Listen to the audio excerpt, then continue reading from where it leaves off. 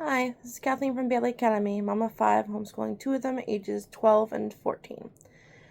Today I wanted to talk about special needs homeschool.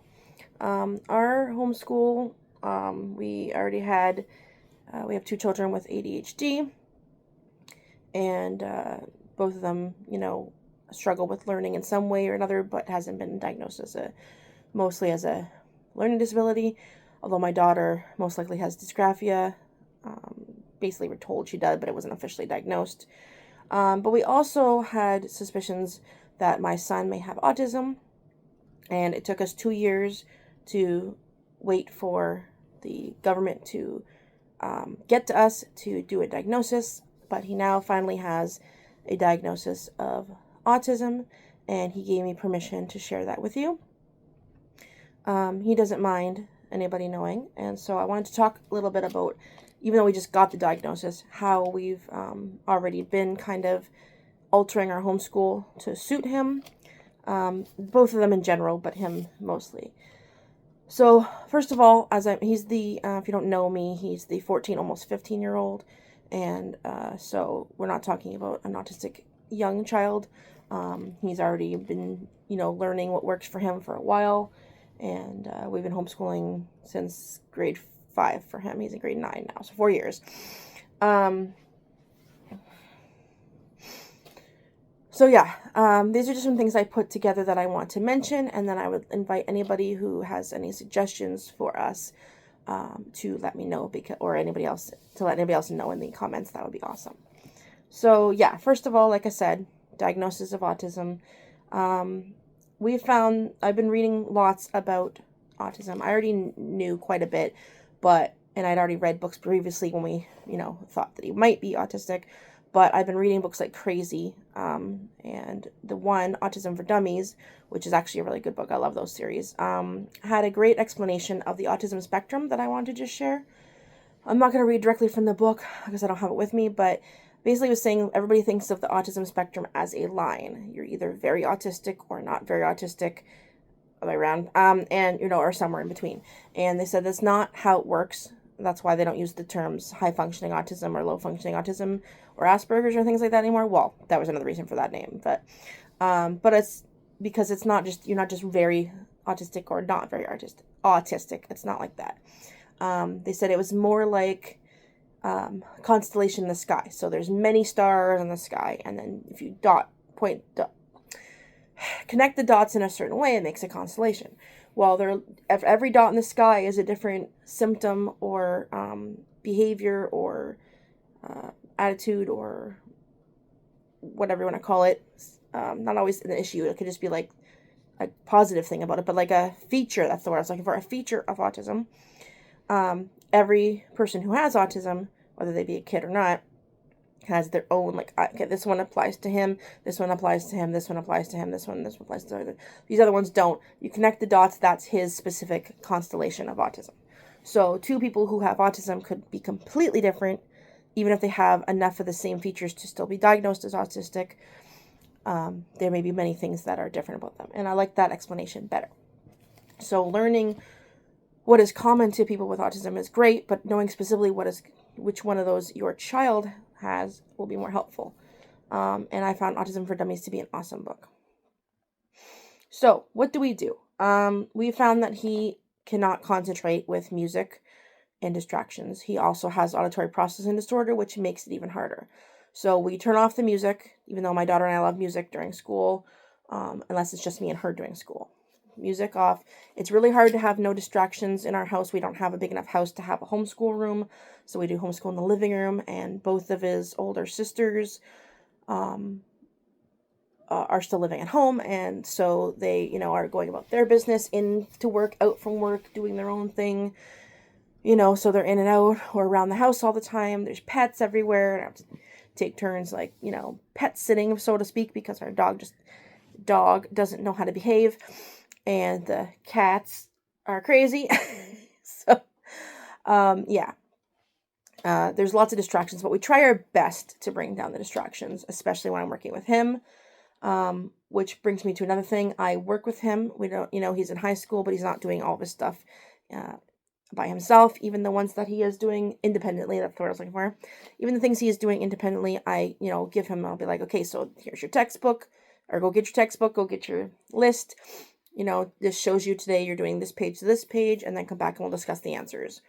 Then he goes and does it. Or I'll email him. We tend to use email for everything. So I'll email him the pages he has to read for health. And then if there was something he had to respond to it, he might do it in email, that kind of thing. So he does some stuff independently, but I give him more support than someone else his age might need. So no music or distractions, and together, but slowly becoming more independent. We do a lot of things verbally instead of writing. He does, his handwriting is not very good, but his composition writing is fine. When he types his answers, they're actually pretty good. He just needs to learn the rules for things like essays and stuff like that, which we're going to work on more next year. I do a lot of verbal things just because it's less frustrating for him, especially for reading comprehension. Instead of reading a book or an article and then answering questions about it, which gets him all flustered, it's better for him, and again, this all depends on each individual child, but it's better for him if he just comes back and narrates back to me what he learned. Even if I had him do a written narration, it'd be easier than just answering questions. We take breaks as needed. Okay, so we don't really do things too scheduled, although I'm finding out that it's better for him to have some things scheduled, so we're going to be more scheduled next year. But for what I mean by not as scheduled is we didn't used to have a time that we started school, and we don't necessarily do the same thing in a row. So we don't necessarily always start with math and then do geography and then do English or anything like that. We switch it up. But next year I'm going to try to do it more in the same pattern so that it's easier for him, so that he can have a visual schedule that shows him what this, then this, then this, then this, then you're done school, or including chores, and then you're done, you're free. But yeah, we know he gets up at 9 and he has until 10 to finish getting up, to have breakfast, to check his Discord, work on his coding, whatever he needs to do, and then we get started on school. But we don't always start with the same thing. Sometimes we do the history with both of them.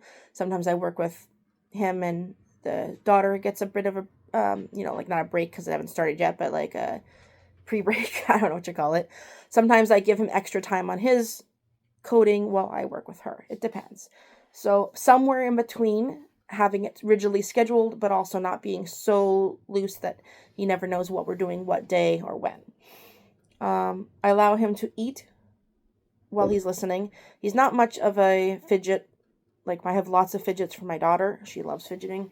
He wants something to do, but he doesn't want to fidget. He prefers to eat while he's listening. So he'll get his food, and then while he's eating his breakfast, I'll do our history reading or things like that. He also, I've just recently found, after he got diagnosed, that he can work while he's walking around, whether it be pacing or actually doing something walking around. Sometimes he just needs to get up. Although he has ADHD, he's never been hyperactive. He doesn't have the hyperactivity part of it. And so that's never been a problem, but it seems like sometimes he just needs to get up and move around. And I found that he actually verbally engages more with his lessons when he's pacing. So if I'm reading something and it's critical thinking or logic or something where I want them to really engage, and he's sitting and he's listening, he doesn't give me much. His answers are, that's his answers. Because he's fully speaking, but he doesn't like to talk unless it's something he's interested in. So I get a lot of grunts. But if he's pacing, all of a sudden he has lots to say. So maybe he needs to walk while he processes. So we just recently found that out. Anything else I wanted to mention? I think I basically mentioned what I was going to mention. But I wanted to share. I'm going to be sharing more about the autism books that I've been reading on my other channel, my new channel that I sort of neglected for a while after making only one video. So I'm still working on that. But it's a nonfiction book channel. I'll link it in the description. And I'll be doing a video about all the autism books I am or have been reading. And there's one that's specifically about homeschooling, although, most of it's like how to get started in homeschooling, which I don't need, but it had some good tips and stuff in it. And yeah, so I'll be sharing those. If that interests you, make sure you follow that channel. I am really interested in hearing, like I said, it's not, his day-to-day life isn't changing much from what it has been, although we are contacting, OT and things like that for him to get evaluated.